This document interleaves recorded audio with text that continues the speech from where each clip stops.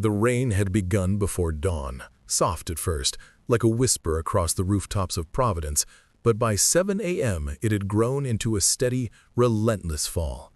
It slid down the fogged windows of Maria Santos's tiny apartment and tapped gently at the metal railing outside her door, as if urging her to hurry. She was already awake, not because of an alarm, but because life rarely let her sleep as long as she needed. She tied her hair into a fraying ponytail and glanced at the clock above her kitchen sink.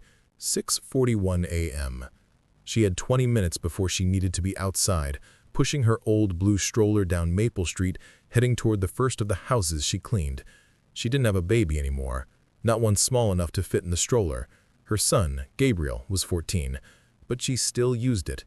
The stroller carried cleaning supplies, folded laundry, groceries, and on bad days, her exhaustion. Without it, she wouldn't have the strength to walk the miles she had to cover every day. The apartment was quiet, except for the old refrigerator kicking on every few minutes and the dripping faucet she kept meaning to fix. The heater rattled when it ran too long, but the rent was cheaper than anywhere else in the neighborhood, and the landlord didn't bother her much, so she stayed. She packed 2 cloth bags with the laundry she had picked up last night from a family who lived 2 blocks from the river. They paid her in cash, less than she deserved, but enough to buy rice and eggs for the week. She loaded them into the stroller, zipped her coat, and looked over at her sleeping son. "Gabi," she whispered, brushing his hair back. "I'll see you after school, okay?" He murmured something into his pillow, half asleep, and she allowed herself a small smile.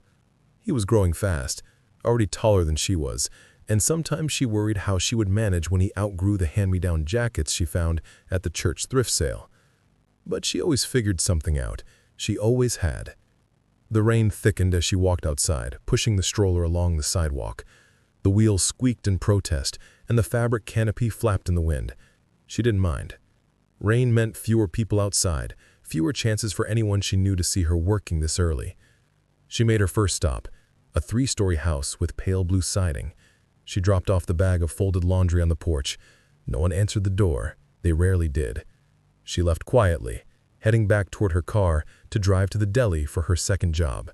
Her car, a dented 1997 Toyota Corolla missing its passenger side mirror, sat parked across the street beneath a leaning lamppost. She fished her keys from her pocket, shivering as the rain soaked through her gloves. As she approached, she stopped. There, tucked under the cracked windshield wiper, was a white paper slip, fluttering in the wind like an unwanted messenger. Maria froze. "No, no, no, no," she whispered. She grabbed the ticket, her fingers trembling.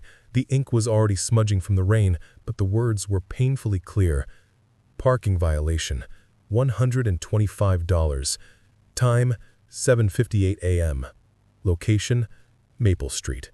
Her eyes darted to the street sign. No parking, 8 to 10 a.m. She checked her watch. 7:55. She had parked at 7:55. She remembered clearly. I always check the time. But the officer wrote 7:58. 2 minutes. She breathed out, her voice cracking. 2 minutes. And now this. The rain stung her cheeks. Her heart pounded so hard it felt like someone knocking from inside her chest. She turned the ticket over, hoping she had misread it, hoping it wasn't real. But it was. $125. Her throat tightened so sharply she had to steady herself with the stroller. That was almost a week's worth of groceries. That was money she didn't have, money she couldn't make quickly, money that would pull her under.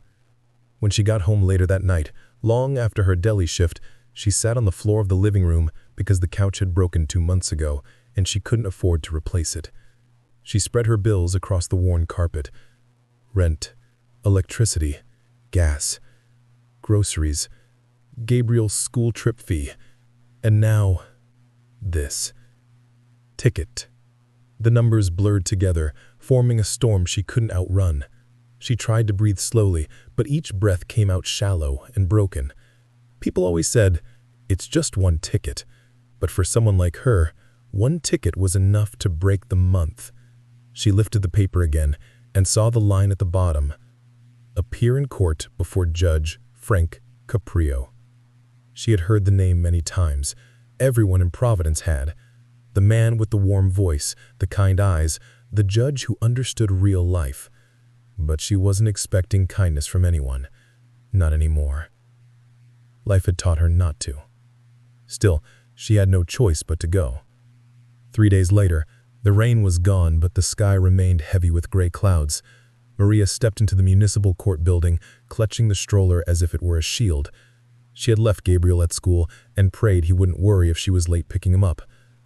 The courtroom was bright, lit by old fluorescent bulbs buzzing softly overhead. A handful of people sat in wooden benches. Some looked irritated, some bored, some hopeful. Many were nervous, just like her. She took a seat near the back, lowering her head so no one would look too long at her worn-out coat or the tired lines under her eyes. Her hands gripped the stroller handle. Her breathing came unevenly. The clerk shuffled papers. A door opened. Judge Frank Caprio stepped into the room. He moved with a gentleness that surprised her, not stiff, not rigid, but warm, present, attentive. He smiled at the courtroom as though seeing each person individually. It wasn't the rehearsed smile of someone in authority. It was the smile of a grandfather welcoming guests into his home. The cases began. A man with 3 speeding tickets, a college student who parked in front of a fire hydrant, a retired nurse with expired meter slips. Judge Caprio listened. He questioned kindly. He made small jokes that eased tension. And sometimes, when he believed someone deserved it, he offered compassion that brought quiet gratitude to their faces. Then the clerk called out, "Maria Santos." Her heart dropped to her stomach. She walked slowly to the podium, each step feeling heavier than the last. Her hand shook as she held the edge of the stand. Judge Caprio looked at her gently. "Good morning," he said. "Good morning, Your Honor. You're here for a parking violation on Maple Street." He glanced at the ticket. It says it was at 7:58 a.m. She took a shaky breath. "Yes, Your Honor. I parked at 7:55. I swear I did. I only needed to drop off the laundry. I didn't see the officer. I wasn't trying to break the law. I just needed to work. And the fine is $125. "Yes." He waited. She opened her mouth, but the words tangled inside her, threatening to choke her. She lowered her eyes, blinking back tears. Finally, she forced the words out. I can't pay, Your Honor." Silence filled the room. Not judgment, not impatience, but silence, the kind that invites honesty. Judge Caprio leaned forward slightly, his eyes softening.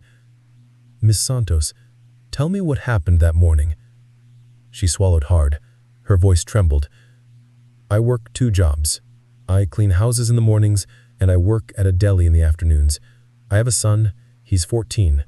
I raise him alone. That morning, I thought I had 5 minutes before the parking restriction began. I parked quickly to drop off the laundry. I came back and the ticket was there. I didn't even see the officer write it." Her breath hitched. "I'm trying my best, Your Honor. But everything is so tight. Rent went up last month. Groceries, bills," tears pooled in her eyes. "I'm doing everything I can, but I just can't pay this. Not now." Judge Caprio didn't interrupt. He didn't glance at the clock or his papers. He looked only at her, steady, compassionate. "And your son?" he asked gently. "Is he with you today?" She shook her head. "No, I didn't want him to see me like this." "Like what?" "Like I'm failing." A quiet murmur passed through the courtroom. Judge Caprio didn't react to it. His eyes remained fixed on Maria, steady, compassionate. "How old is your son?" 14. "And how long have you been raising him alone?" "Since he was 3. "That must be very difficult."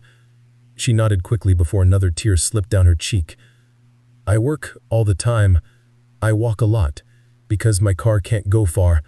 I skip meals so he won't have to. I try to protect him from how hard things are.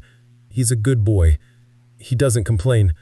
But I'm so scared that one day he'll look at me and see everything I can't give him." She covered her mouth, trying to steady herself. Judge Caprio exhaled slowly, thoughtfully. "Miss Santos, You've had a very hard road. She nodded again, unable to speak. But I want you to hear something today. She lifted her eyes slowly. You are doing an extraordinary job. You show up to work. You care for your son. You do everything you can to provide. You are not failing. You are fighting. And it takes courage to stand here and explain all of this. Her tears fell freely now. The courtroom was silent, moved. Judge Caprio picked up her ticket, studying it. As for this parking violation, he said, pausing. Maria held her breath. I think the court owes you some understanding. Her eyes widened, and in that moment, before he even finished his ruling, Maria felt something she hadn't felt in a long time. Hope. Maria's breath trembled as she stood before the bench. Her fingers curled around the wooden podium as if it were the only thing keeping her upright. Judge Caprio held the ticket between his fingers, its edges slightly bent from the rain that had soaked it earlier. The courtroom was still, waiting, listening, suspended in a moment that felt much larger than a parking violation. But before giving his ruling, Judge Caprio placed the ticket gently on the desk and looked at her with a soft, level gaze. "Miss Santos?" he said, voice calm but carrying a weight that made everyone sit straighter. "Before I decide what to do with this ticket, I'd like to understand more about your situation, your life, your responsibilities. Not because I want excuses, but because justice isn't only about rules. It's also about context." Maria blinked, unsure if she heard correctly. No one in authority had ever asked her about her life. Usually people told her what she owed, what she lacked, what she failed to provide. But not this man. Not today. He continued, "If you're comfortable, tell me, are you working full-time?" "Yes, Your Honor," she whispered. "2 jobs. And you said you walk often? Why is that?" Her cheeks reddened in embarrassment. "My car. It's old. It overheats if I go too fast or too far. I can use it around the neighborhood, but I'm scared to take it outside the city. I don't have money for repairs. And you are the only provider for your son?" "Yes." Judge Caprio nodded thoughtfully. "Tell me about him," he said. Maria hesitated. She hadn't expected that question. People usually wanted to know about problems, not about the people she loved. "His name is Gabriel," she said softly. "He's 14. He's everything to me. He works hard in school, always tries to help at home. He makes his own breakfast, sometimes cooks dinner when I'm late. He never complains, not even when things are hard." Her voice cracked again. "I want him to have a future, a better one, something more than this, more than what I can give right now." Judge Caprio's eyebrows lifted gently, the way a grandfather might look at a story he admires. "Sounds like you raised a wonderful boy," he said. Maria lowered her head, wiping her tears quickly. "I'm trying, Your Honor. I'm trying so hard." "I can see that." He leaned back slightly, clasping his hands. "You mentioned a school trip. What is that about?" "Oh," she swallowed. "It's a science trip his class is taking in 2 weeks. They're visiting the Natural History Museum in Boston. He wants to go more than anything, but the fee is $60, and I haven't paid it yet. I'm hoping I can save enough from this week's shifts, but with the rent increase—" Her voice faded. She didn't finish the sentence. She didn't have to. The courtroom had fallen so quiet you could hear the hum of the overhead lights. Judge Caprio looked down at the ticket again, then back at her. "Miss Santos," he said gently, "do you understand that technically you did violate the parking rule?" "I did, Your Honor. I'm not denying it. I just didn't mean to." "I know," he replied with a nod, "and I believe you." Then he paused, a long, deliberate pause, the kind that builds the weight of a moment drop by drop. "Here's what I'm thinking," he finally said. "This court has two responsibilities: to enforce the law and to uphold fairness. Sometimes those two things live comfortably together. Sometimes they don't. That's why judges exist, to find the balance." Maria's chest tightened. "Your situation tells me something important. You're not careless. You're not irresponsible. You were working. You were providing for your son. You made a judgment call, and it was off by 2 minutes. 2 minutes!" His voice softened. "I don't think those 2 minutes should destroy your week or your son's chance to go on his school trip." Maria exhaled shakily, covering her mouth as her tears fell. "Therefore," Judge Caprio said, "the court is going to dismiss this ticket." A wave of relief rushed through her, but before she could speak, he lifted his hand gently. "However," he said, smiling, "I'd like to do one more thing." She froze, unsure what he meant. "Would you mind if I ask you something personal?" Her heart thudded. "Okay." "If you didn't have this ticket," he asked softly, "do you think you'd be able to pay for your son's school trip?" Maria hesitated. Every part of her wanted to nod yes, to look capable, strong, able to handle life's challenges like a good mother should, but honesty slipped out before pride could stop it. "No," she whispered. Judge Caprio nodded, as if he had expected the answer. "How much is the fee?" he asked. $60, she said, voice barely audible. He turned slightly toward the camera operator, the clerk, and the small audience. "You know," he said with a thoughtful smile, "when we have young parents who work hard to raise children on their own, the court often tries to help in small ways when we can." Maria stared, confused, unsure, hopeful, afraid to hope. Then Judge Caprio opened a drawer in his bench and pulled out a small envelope. Maria's breath stopped. "In this court," he said, "we have something called the Philomena Fund. It's named after my mother, a woman who knew what it was like to struggle, to raise children with little money but great love. People from around the world contribute to it so we can help people like you." Her hand flew to her chest, her knees trembled. Judge Caprio tapped the envelope.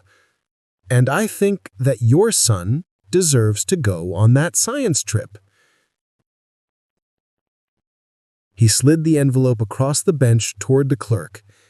"Miss Santos," he said, eyes warm, "I'm going to dismiss your ticket, and I'm going to use money from the Philomena Fund to pay for your son's trip." For a moment, nobody moved. Not Maria, not the clerk, not the people in the courtroom. Even the camera operator lowered the camera slightly in awe.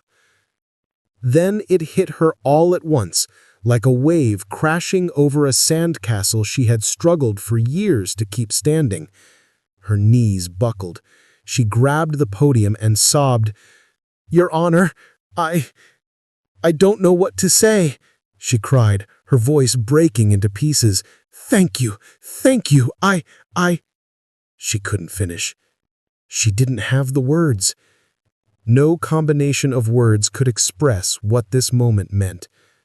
Judge Caprio waited calmly, respectfully, letting her breathe. When she finally lifted her head, eyes red and full of disbelief, he smiled warmly. "You've earned this. By working hard, by raising a good son, by not giving up." She shook her head, overwhelmed. "I just want him to have more than I did." "And he will, because he has you."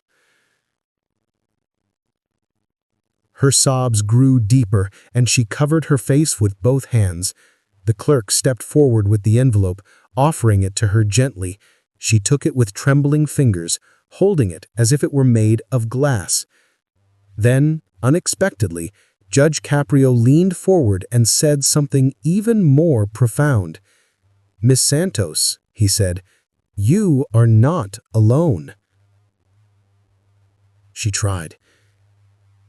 "You have people in this community, many who you will never meet, who believe in people like you, who believe in second chances, who believe in fairness, and who believe that good parents deserve help." Maria cried harder. When Maria stepped out of the courthouse, the cold morning air washed over her like a baptism. She closed her eyes and breathed deeply, clutching the small envelope to her chest as if it contained her entire future. In a way, it did. People walked past her, rushing to work, arguing on their phones, juggling morning coffee, unaware that something extraordinary had happened inside the walls she'd have just exited. But she felt it. Every heartbeat echoed with a new kind of strength. She wasn't used to receiving kindness, not like that. Not from a stranger in a robe, who carried authority in one hand and compassion in the other. She looked down at the envelope, then up at the sky. The clouds had parted slightly, revealing slivers of pale sunlight. She whispered, "Thank you," to the judge, to the donors, to anyone who had ever believed in someone like her. Thank you.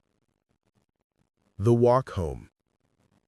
The walk back to her apartment felt different from any walk she had taken in years. Her steps were still slow from exhaustion, but they were steadier, lighter. She passed the cracked sidewalks, the rusted bus stop sign, the grocery store with flickering letters, but nothing looked quite the same. She wasn't the same. At one point, she stopped near the park where she used to take Gabriel when he was little. She could almost hear his childhood laughter echoing between the empty swings. Back then, she had made promises to him, that she would work hard, that she would keep going, that one day life would get easier. For years, she felt she had broken those promises. But today's something shifted. She whispered to herself, maybe things really can change. Gabriel learns the truth. When she reached her apartment, Gabriel was already home from school. His backpack lay open on the couch cushions, and he was sitting at the table, pencil tapping nervously against his notebook. He looked up the moment the door clicked open.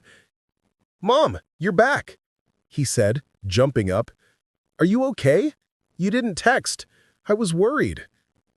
She smiled, a real smile, one that lit her eyes instead of hiding behind them. "I'm okay, mijo. Better than okay." He stared, confused. "What happened?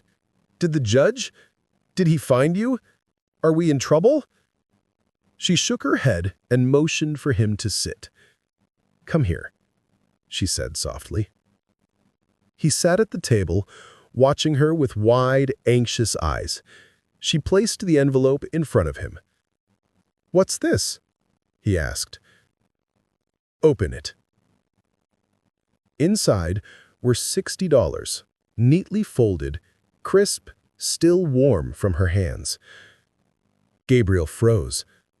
"Mom, what?" She gently touched his cheek.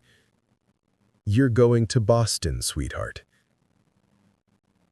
His breath hitched. He looked from the envelope to her face and back again, unable to speak. "The court paid for it," she whispered.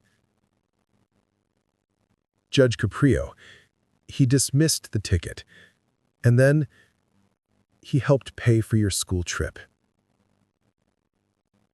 Gabriel's mouth fell open. His eyes shimmered with disbelief. "What? Why?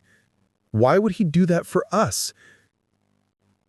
"Because," she said, voice trembling with emotion, "because he believed in us." Gabriel blinked rapidly, overwhelmed. But we don't know him. You don't have to know someone for them to care.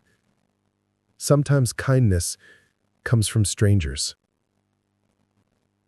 For a moment, the room was quiet. Then, the boy who tried so hard to be strong, who took on adult worries far too early, broke.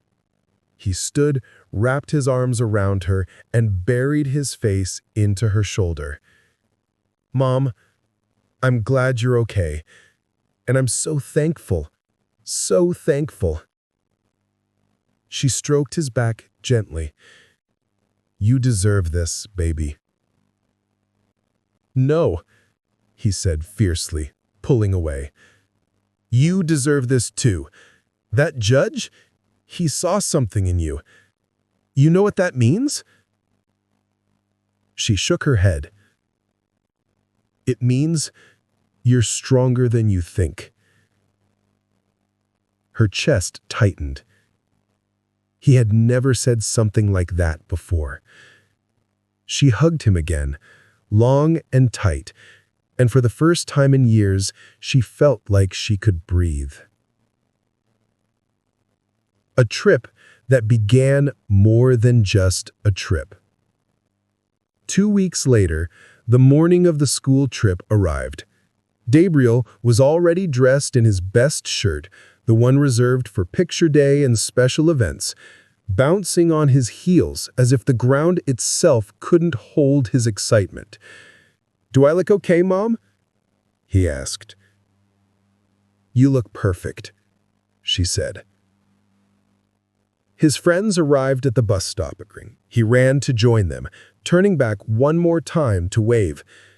She waved back, tears building behind her smile. And as she watched the yellow bus pull away, she realized something. She had done it. She had given him a memory he would carry forever. Not through money, not through luxury, through love, through never giving up. The video. 3 days later, something unexpected happened. While cleaning the kitchen counter after dinner, Maria's phone buzzed repeatedly with messages. She wiped her hands on a towel, picked up the phone, and saw dozens of notifications. "Is this you? Oh my God, Maria, you're on TV? Girl, I just cried watching your video. You deserve everything good." Her heart raced. She clicked one of the links. It was a video titled, "I Can't Pay, Your Honor, Judge Caprio's Emotional Response to Struggling Mother." And there, on her tiny, cracked phone screen, was her. Standing at the podium, crying, explaining her life, receiving kindness. Someone had uploaded the courtroom footage. The video had over 800,000 views. Her hand flew to her mouth, her knees weakened. She sank onto the couch, frozen.